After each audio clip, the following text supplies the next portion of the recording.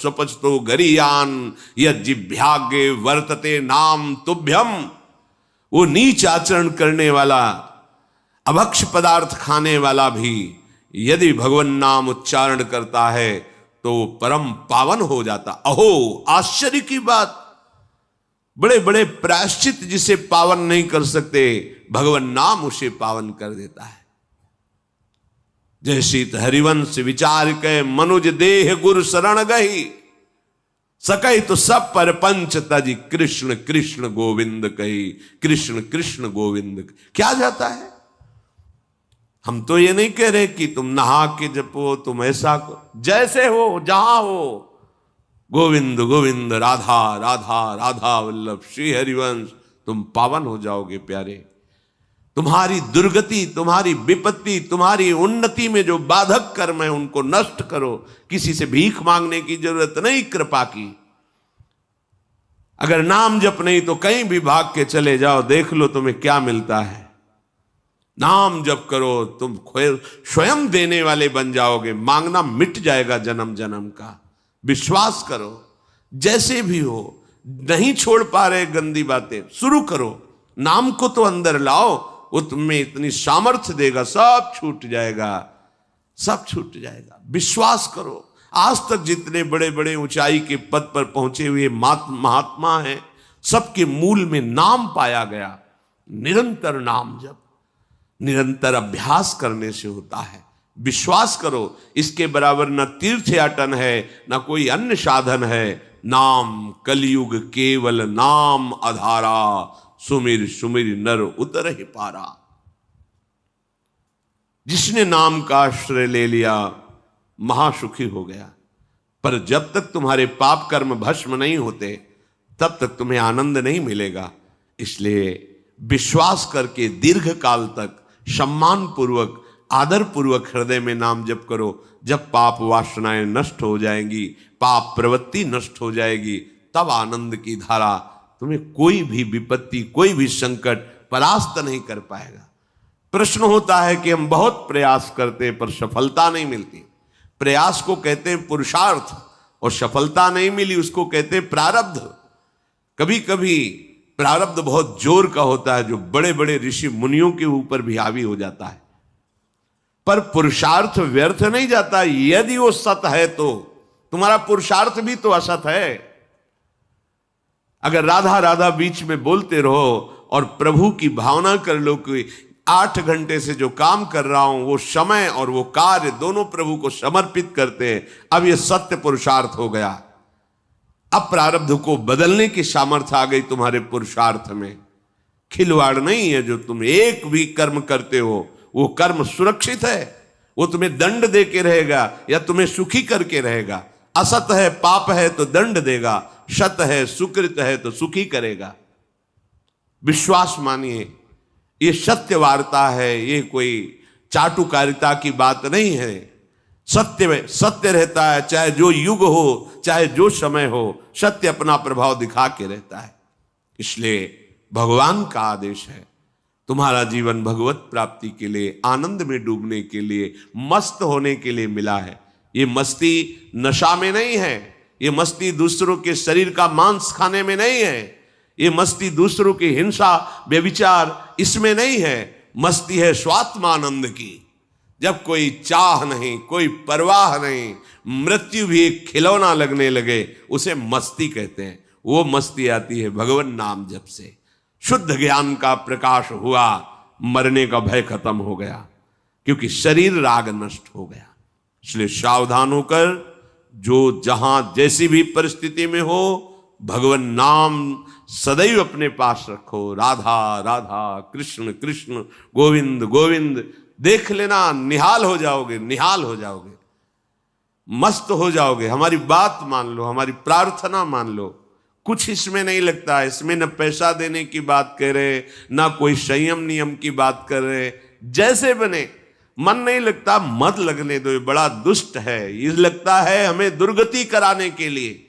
अगर इसकी हाँ में हाँ मिलाओगे तो ऐसे निंदनीय कर्म कराता है, घृणा होती है अपने मन से। देखो ना, झांक के देखो ना मन को, कभी ये तृप्त नहीं हुआ। वही गंदी बात, वही गंदा चिंतन, वही गंदे आचरण की प्रेरणा। इस दुष्ट को मित्र मानते हो? ऐसे मन को, जो हमारा खास दुश्मन है वो मन है, वासनाओं में फंसा हुआ, वासनाओं की प्रेरणा करने वाला दुश्मन मन है। इस मन को डंडे से मारो। डंडा है हरिनाम, जितना जपोगे मन उतना ही सावधान रहेगा। कृष्ण कृष्ण गोविंद गोविंद गोविंद निरंतर रटन करो, राधा राधा राधा। क्या जाता है? जिह्वा से नाम उच्चारण कर रहे, शरीर से अच्छे कर्म कर रहे हैं, विचार अपने आप पावन होने लगेंगे। विचार पावन हुआ तो महात्मा हो गया, चाहे वो गृहस्थ हो चाहे वो विरक्त हो।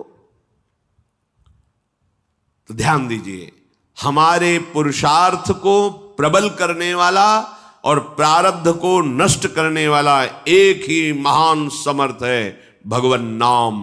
इसके सामने कोई साधन बराबरी नहीं कर सकता। ये महामहिम नाम भगवान का है, भगवान को भी अधीन करने की सामर्थ्य रखता है। ये जो निकृष्ट भाव बैठा हुआ है, बेटी हुई उदास हो गए, लड़का हुआ थाली बजाओ घंटा बजाओ, जिससे बहुत बड़ा, बिल्कुल ठीक नहीं है। ये बेटा होता किससे है? बेटी से ही होता है। तुम किससे हुए हो? किसी मां से हुए हो। वो क्या थी? किसी की बेटी ही थी। कैसी मूर्खता छा गई है, गर्भस्थ बेटी की कोई परवाह न करके उसको, ये क्या है? कितने राक्षस वृत्ति में आ गए हैं हमारी। राक्षस भी अपने बच्चों को नहीं खाते। कितनी राक्षसी बुद्धि। हम सुंदर दिखना चाहते हैं, समाज में सम्मान पाना चाहते हैं, और पाप कर्म कैसा? बेटी है गर्भ में, हत्या करा दो, नहीं चाहिए। तो बेटा कहां से पैदा होगा? वो किसी की बेटी से ही तो पैदा हो रहा है। कैसी मूढ़ता छा जाती है। वैसे भी शास्त्र में स्त्री हत्या करना बहुत बड़ा महापाप कहा गया है। फिर भ्रूण हत्या, गर्भ हत्या, गर्भस्थ शिशु की, उसमें भी कन्या, सर्वनाश। इसके बाद फिर रोते हैं, हमने कौन सा पाप किया, भगवान ने हमारा पुत्र छीन लिया। कौन सा पाप किया, भगवान ने ऐसा कर दिया। अरे अपने डायरी में तो लिखा करो कि तुमने कौन से पाप किए हैं। फिर जब परिणाम आवे तो सोचोगे तो लगेगा बहुत हल्के में निपाट रहे हैं भगवान, हमें तो बहुत कष्ट मिलना चाहिए। कैसी कैसी निर्दयता बैठ गई हो। हम मनुष्य कहलाते हैं, सदगृहस्थ कहलाते हैं, गर्भ से चलते हैं और गर्भस्थ शिशु की हत्या करते हैं। मान जाओ, ना सत्संग सुन रहे हो, ना शास्त्र स्वाध्याय कर रहे हो, इसलिए तुम्हें पता नहीं कि तुम कौन सा पाप कर रहे हो। ऐसे ये पाप, कुछ पाप ऐसे हैं जिनको वज्र की लीक कहा गया। वज्र की लीक में मिटाल नहीं सकते, तुम्हें भोगना पड़ेगा। जो गृहस्थ है और संतान नहीं है, उस जीवन को सार्थक करने के लिए अपने गृहस्थ जीवन का त्याग करो, तीर्थ धाम कहीं वास की व्यवस्था करो और दोनों मिलकर भजन करो, अपने शरीर को पूरा करो, तो जीवन सार्थक हो जाएगा। अगर गृहस्थ है, संतान है, पढ़ाओ लिखाओ, उसको उसी योग्य करो जैसे तुम्हारे माता पिता ने किया है, तो तुम उस ऋण से मुक्त हो जाओगे। और फिर भी भजन करो, भजन ही तुम्हें भगवान की प्राप्ति कराएगा।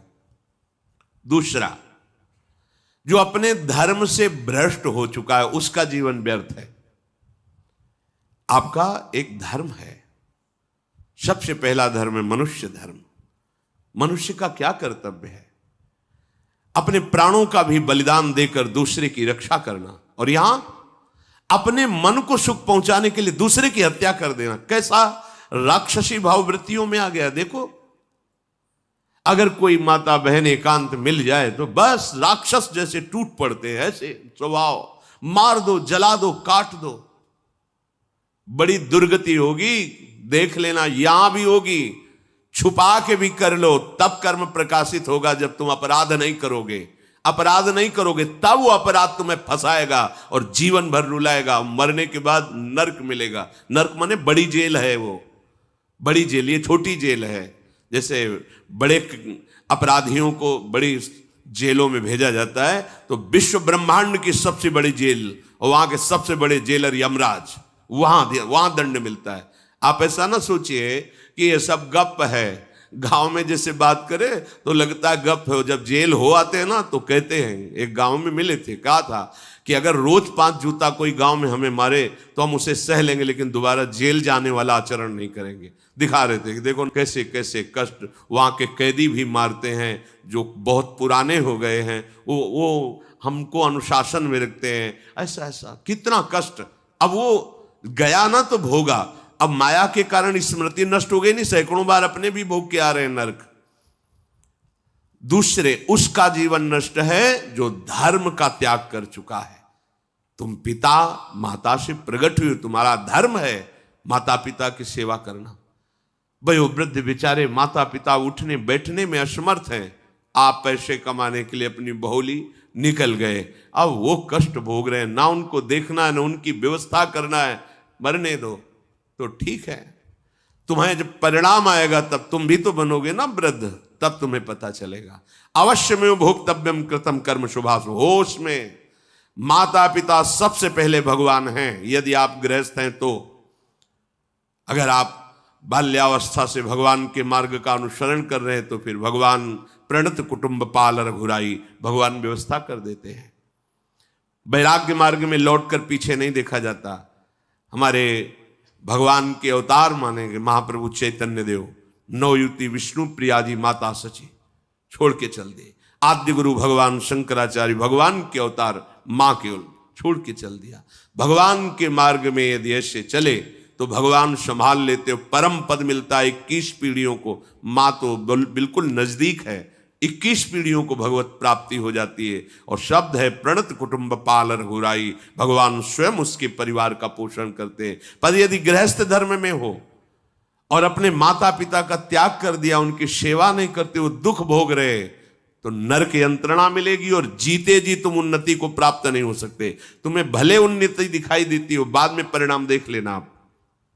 तीसरा, जो दूसरों के भोजन छीनने की चेष्टा में रहता है, कैसे इसका धन अपहरण कर लें, कैसी जमीन अपहरण कर लें, कैसे इसकी अव्यवस्था पैदा कर दें इसके जीवन में, जो केवल